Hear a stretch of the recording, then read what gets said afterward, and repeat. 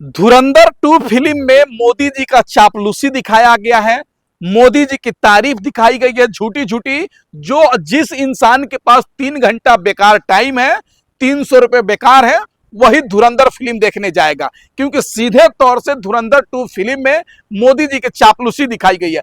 आप समझिए, फूलपुर के पूर्व सांसद और 3 बार 4 बार के विधायक अतीक अहमद को पाकिस्तान का कनेक्शन बताया गया है, एसआईएस से कनेक्शन बताया गया है। तो मैं पूछना चाहता हूं कि जब अतीक अहमद सांसद थे तो उस समय जांच क्यों नहीं किया गया? अतीक अहमद जब विधायक थे तो उस समय जांच क्यों नहीं किया गया? और उसके बाद अतीक अहमद के मरने के बाद लोकसभा में और विधानसभा में श्रद्धांजलि सभा हुआ जिसमें सभी सांसद शामिल हुए। तो क्या पाकिस्तानी कनेक्शन वाले आदमी के लिए श्रद्धांजलि सभा किया गया है? प्रधानमंत्री जी और तमाम लोग जवाब दे। देखिए, फिल्म जो होती है काल्पनिक होता है, फिल्म कोई सच्चाई नहीं होता है, बल्कि अब एक ट्रेंड चला है कि एक समुदाय के खिलाफ फिल्म बनाओ, एक समुदाय को खुश करो और उससे भाजपा और मोदी सरकार को फायदा मिल जाए और सरकार कामयाब हो जाए।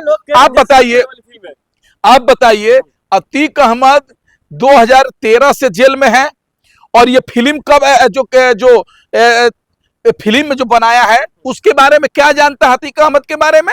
आप बताइए। उस फिल्म में नोटबंदी को सही दिखाया गया है धुरंधर 2 फिल्म में, और नोटबंदी देश का आर्थिक कमर को तोड़ दिया था। हजारों की संख्या में, सैकड़ों की संख्या में लोग बैंकों में लाइन लग के मर गए थे। ये नोटबंदी सही बताया जा रहा है? ये तो समझ में आ रहा है ना कि मोदी जी की चापलूसी चल रही है, चुम्बन चल रहा है, मोदी जी को दंडवत प्रणाम कर रहे हैं ये लोग। अनुपम खेर है, बॉलीवुड के बड़े नेता माने जाते हैं। अनुपम खेर कर रहे हैं जिस मूवी को अगर कोई प्रोपेगेंडा बताता है तो वो देशद्रोही है और वो शर्मसार होना चाहिए, उसे माफी मांगना चाहिए।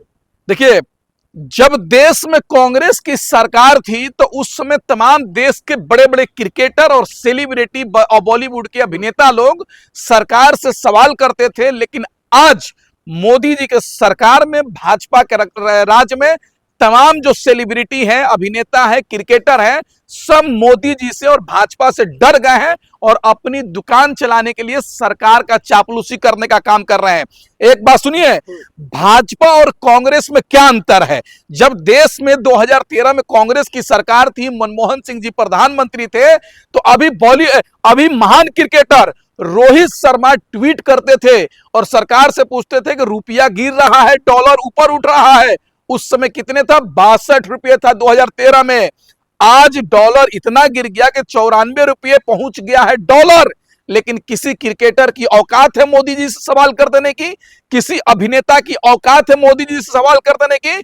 उसको लात मार के उस क्रिकेटर का कैरियर खत्म कर दिया जाएगा। लेकिन रोहित शर्मा ने जब कांग्रेस के सरकार के खिलाफ ट्वीट किया था, मनमोहन सिंह के खिलाफ ट्वीट किया था, तो लेकिन कांग्रेस ने कुछ नहीं किया। यह होती है कांग्रेस और भाजपा में अंतर। लेकिन आपको क्या दिक्कत है धुरंधर 2 से?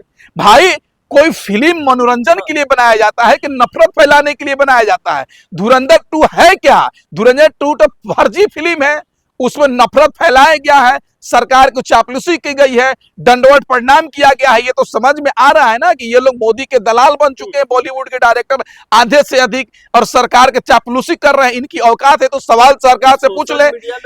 इन धुरंधर 2 के फिल्म बनाने वाले की औकात है तो मोदी जी से पूछो कि नोटबंदी में सैकड़ों की संख्या में लोग लाइन लग के मर गए, उनका जवाब कौन देगा? नोटबंदी से पूछो मोदी से कि नोटबंदी से देश को क्या फायदा हुआ। धुरंधर 2 फिल्म बनाने वालों, तुम्हारी औकात है तो मोदी जी से एक बार सवाल करके दिखा दो। तुम्हारी औकात नहीं है। तुम जब कांग्रेस की सरकार आती है तभी देश के अंदर लोकतंत्र आता है और लोग सवाल कर पाते हैं। बताइए, अमिताभ बच्चन जब देश में कांग्रेस की सरकार थी तो कहते थे कि गाड़ी आएगा नगद, अब पेट्रोल आएगी लोन पर, अमिताभ बच्चन कहते थे, लेकिन कांग्रेस पार्टी कुछ नहीं करती है। आज अगर अमिताभ बच्चन की औकात है तो मोदी से सवाल कर दिया जाए, मोदी जी सीबीआई और ईडी भेजकर जेल भेजने का काम कर देंगे। ये होता है डर, तो ये होती है तानाशाही, ये होती है हिटलरशाही। उन्हें क्या कहिएगा जो देशभक्ति वाली फिल्म बता रहे, देश प्रेमी का नाम दे रहे मूवी को? अरे भाई देखिए, जो लोग नफरती लोग हैं, नफरत को ही मोहब्बत बताते हैं। आपसी लड़ाई को ही देशभक्ति बताते हैं। अरे यार, देश के लोगों से तुम लड़ाई लड़ रहे हो, इसको देशभक्ति कहां से हो गई? तुम तो देशद्रोह हो। अब बताइए, इस देश में रहने वाला कोई भी जाति और किसी भी धर्म का आदमी होगा, इस देश का नागरिक है, और इसी देश के नागरिक के खिलाफ तुम गंदी फिल्म बना रहे हो, उनके खिलाफ बना रहे हो, उनको भड़का रहे हो।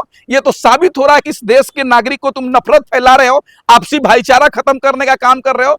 तुम्हारी औकात है तो आजादी में फिल्म बनाओ। ये 15 अगस्त 1947 से पहले हमारा जब देश आजाद था, तो कैसे इस देश के लोगों ने लड़ा और कैसे इस देश को आजाद कराया, उसमें पढ़ाओ अशफाकुल्ला खान साहब को, भगत सिंह को, मौलाना अब्दुल कलाम आजाद साहब को, तमाम लोगों के बारे में बताओ, बत्तख खान साहब के बारे में बताओ। ये लोग तो सिर्फ नफरत फैलाएंगे। आप बताइए कि किसी लड़का और लड़की को मोहब्बत होता है तो धर्म देख के थोड़ी होता है। अगर कोई मुसलमान लड़का हिंदू लड़की से प्यार कर लेता है, शादी करने जाता है, तो लफ्ज याद होता है, और कोई हिंदू लड़का मुस्लिम लड़की से जब शादी करने जाता है तो उसको क्या कहेंगे आप? अरे भाई, तो प्यार होता है ना।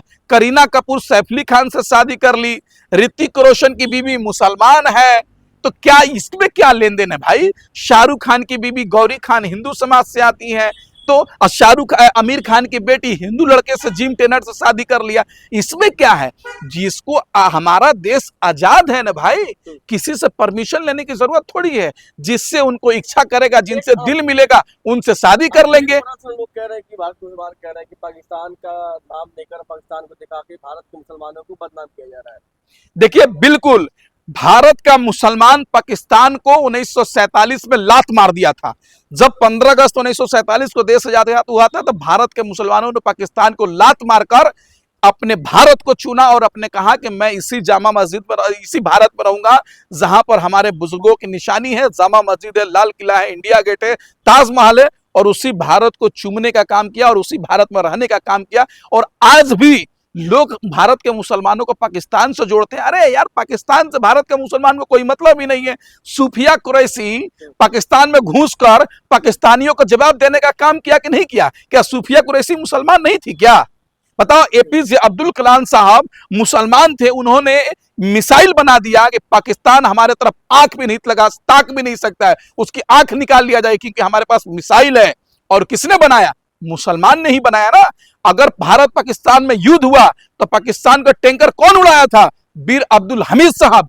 कौन थे? ये मुसलमान नहीं थे क्या? देखिए, कुछ लोग नफरती लोग होते हैं। जब आजाद हमारा देश हुआ उस समय भी मुसलमानों के खिलाफ नफरत फैलाते थे। कांग्रेस की सरकार थी उस समय भी फैलाते थे। अब क्या है कि भाजपा की सरकार आ गई है, भाजपा उनको संरक्षण दे रही है, इसलिए खुल के बोल रहे हैं। इनकी बातों को लेना देना नहीं है, बस ये चंद लोग हैं, उनसे कोई मतलब नहीं है। इस देश में हिंदू मुसलमान सब लोग एक साथ रहते हैं, सिख ईसाई सब लोग मिलजुल के रहते हैं, और आजादी की लड़ाई में भी लड़े हैं, और आगे भी इसी तरीके से दुनिया का सबसे मजबूत देश भारत को बनाने का काम करेंगे, यहाँ के लोग मिलजुल कर।